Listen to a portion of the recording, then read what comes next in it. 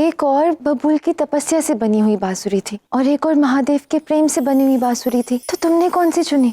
यही तो धर्म संकट था मेरे समक्ष, किंतु चिंता की कोई बात नहीं थी क्योंकि धर्म संकट का सामना करने का अभ्यास मुझे था।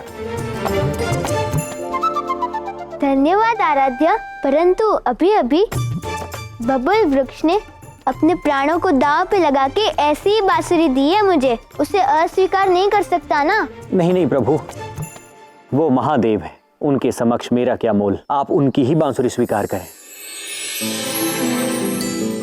हे आराध्य, आप बबूल की दी हुई बांसुरी ही स्वीकार करें। इसकी तपस्या, इसका त्याग मुझसे कहीं अधिक बड़ा है। नहीं, तपस्या भी प्रेम ही है, और महादेव सदियों का मुझसे ना मिलना और अब मिलन भी प्रेम ही है।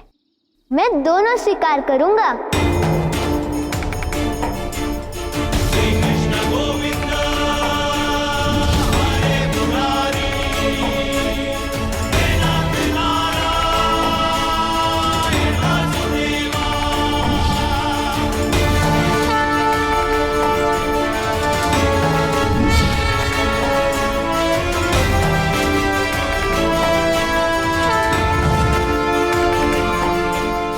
बांसुरी बबुल से ही बनेगी, पर शक्ति महर्षि दधीचि की अस्थियों की ही रहेगी। सदा के लिए कठोर, शक्तिशाली और अभेद्य।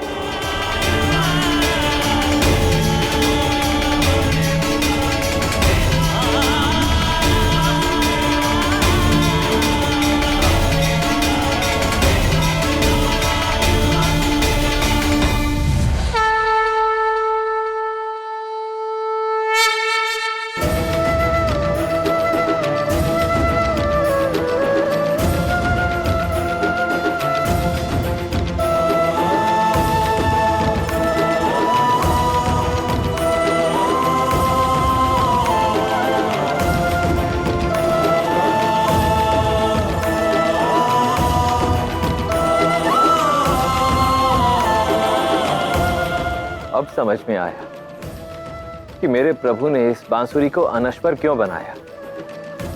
क्योंकि ये बांसुरी राधा और कृष्ण के बीच के प्रेम का अभेद्य सेतु जो है। पहली बार मैंने बांसुरी बजाई थी राधे। पर कृष्ण, क्या ये वही बांसुरी है जो महादेव ने तुम्हें दी थी? क्योंकि तुमने मुझसे कहा था कि ये नश्वर नहीं है, पर मैंने तो इसे तोड़ा भी था और बनाया भी।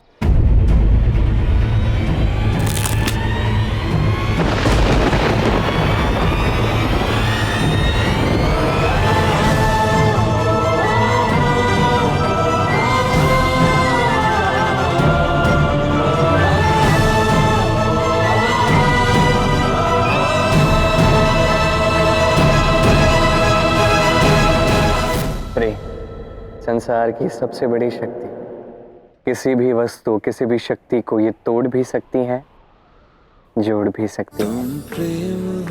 और तुम प्रेम की देवी हो। मेरी बांसुरी, इस बांसुरी का आधार तुम हो। भावुकता में आकर तुमने इस बांसुरी को तोड़ दिया, पर तुमने ही इसे जोड़ा भी, तुमने ही इसका पूर्ण निर्माण भी किया। जो तुम्हारे लिए तो पुनर्निर्माण था, पर थी तो वही बांसुरी। बबूल और महादेव की शक्तियां इसमें स्वयं समाहित हो गई। पर तुमने तो बार बार मुझसे कहा है कि राधा के मन में कृष्ण के प्रति जो प्रेम है वो सर्वोपरि है, दिव्य है, ब्रह्मांड का आधार है।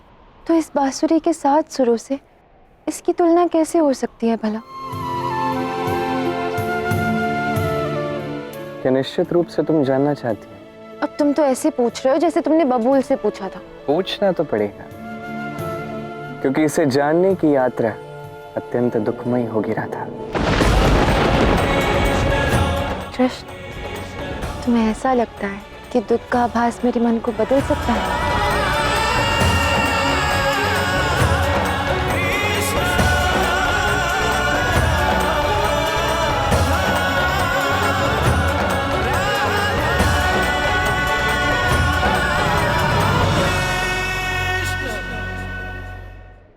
सब सुन लिया है मैं, सब कुछ। जितनी गहराई से मैं तुम दोनों के विषय में जानूंगा राधा कृष्ण, उतनी ही सरलता से मैं तुम दोनों को हरा पाऊंगा। राधा, तुम यहाँ क्यों बैठी हो? मैंने हम सब के लिए एक विशेष पूजा रखी है। कैसी पूजा? श्री कृष्ण कितने दिव्य हैं, इतना कुछ किया है उन्होंने हम सब के लिए, तो हमने सोचा कि क्यों ना उनकी पूजा करें। ये उनके प्रेम के लिए स्नेहांजलि होगी हमारी। विचार अच्छा है। अच्छा तब होगा जब तुम भी आओगी, और तुम भी कुछ ऐसा लाना जो श्री कृष्ण ने तुम्हें प्रेम से दिया हो। हाँ अवश्य आना। हाँ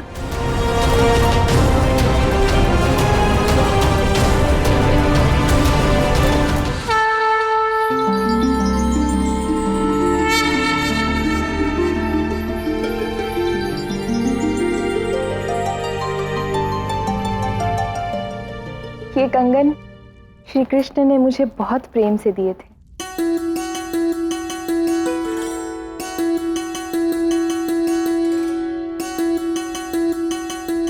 और मुझे ये हार अनिरुद्ध के जन्मदिन पर।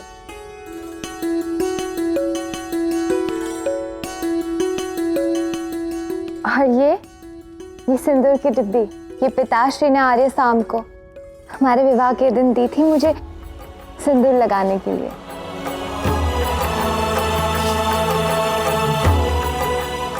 और मुझे ये मंगलसूत्र श्री कृष्ण ने विवाह वाले दिन दिया था, हमारे 7 जन्मों के बंधन का प्रतीक।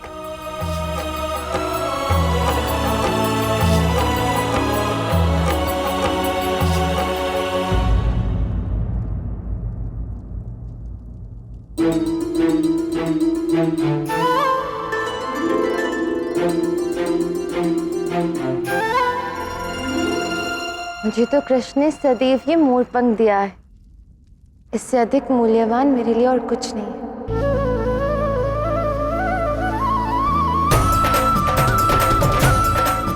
राधा, श्री कृष्ण ने तुम्हें अपनी बांसुरी नहीं दी?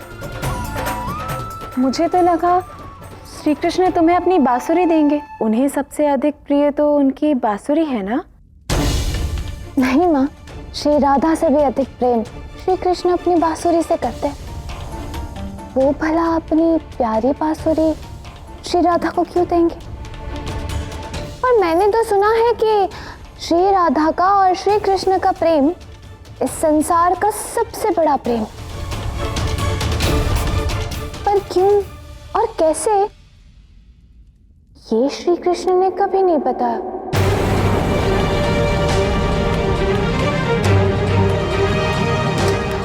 ये तो बस बोलने की बातें हैं। राधा, इससे पहले तुम ये मोरपंख पूजा में रखो, एक बार पता कर लो कहीं श्री कृष्ण को ये मोरपंख तुमसे भी अधिक प्रिय ना हो। पता चला संसार का सबसे बड़ा प्रेम राधा कृष्ण नहीं, कृष्ण बांसुरी का प्रेम हो, कृष्ण मोरपंख का प्रेम हो।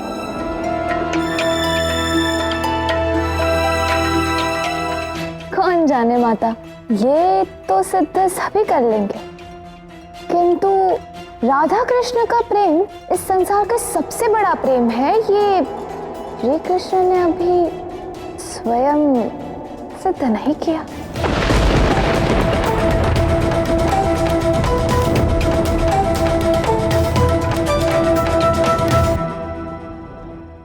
कृष्ण को मेरे लिए कुछ सिद्ध करने की आवश्यकता नहीं है। प्रेम तो अपने आप में ही एक अनुभव है, उसे सिद्ध नहीं किया जा सकता। पर हाँ, उसे मेरे कुछ प्रश्नों के उत्तर देने ही होंगे।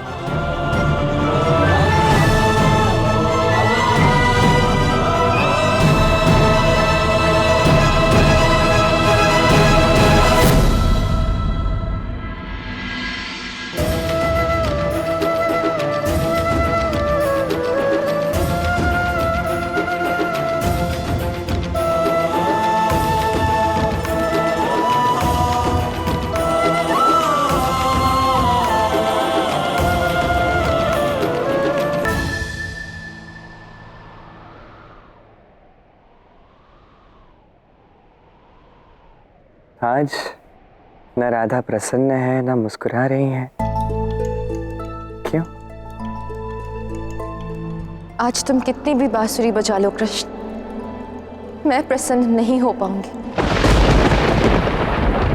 किंतु क्यों राधा? जब मन में दुविधा हो तो प्रसन्नता की सुविधा कैसे मिल पाती है कृष्ण? आज तुम्हें मेरी दुविधा का समाधान देना ही होगा। ये सत्य जानने के लिए चाहे मुझे नरक की पीड़ा ही क्यों ना सहनी पड़े, मुझे स्वीकार है, पर आज तुम्हें समझाना ही होगा, सिद्ध करना होगा कि कृष्ण के प्रति राधा का जो प्रेम है वो सर्वोपरि है, सबसे दिव्य है, ब्रह्मांड का आधार है और बांसुरी के साथ सुर हमारे प्रेम की तुलना नहीं कर सकते।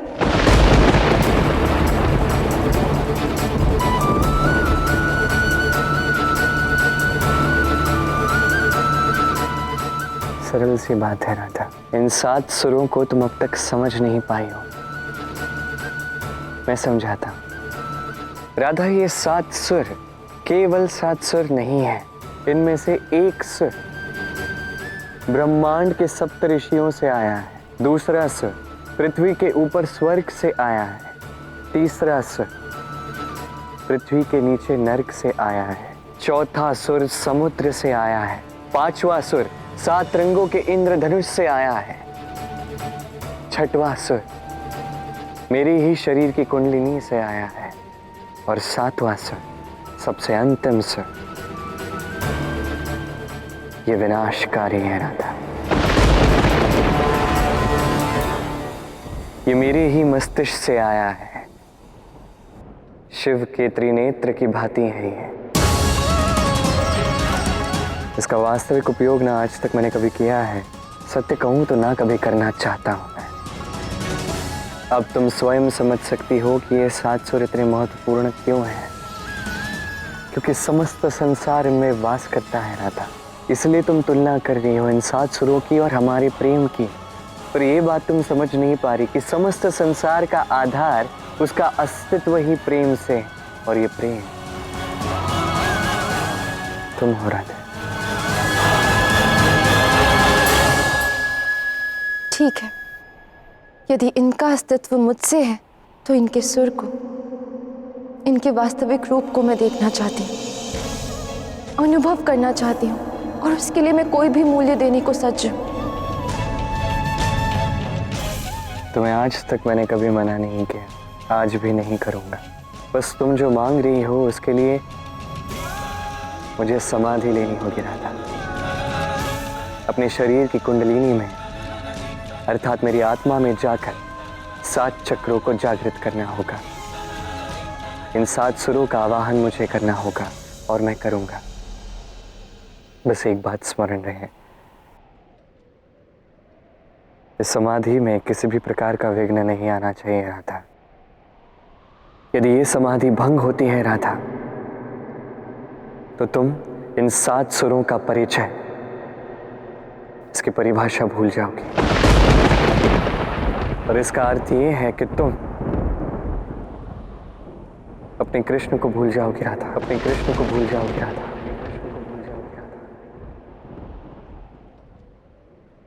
क्योंकि इन 7 सुरों के सेतु से ही हमारा संबंध है।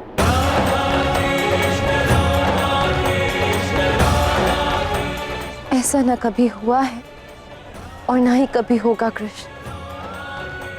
राधा कृष्ण को कभी नहीं भूल सकती। तुम जानती भी नहीं राधा, ऐसा हो चुका है। तुम कृष्ण को एक बार भूल चुकी हो।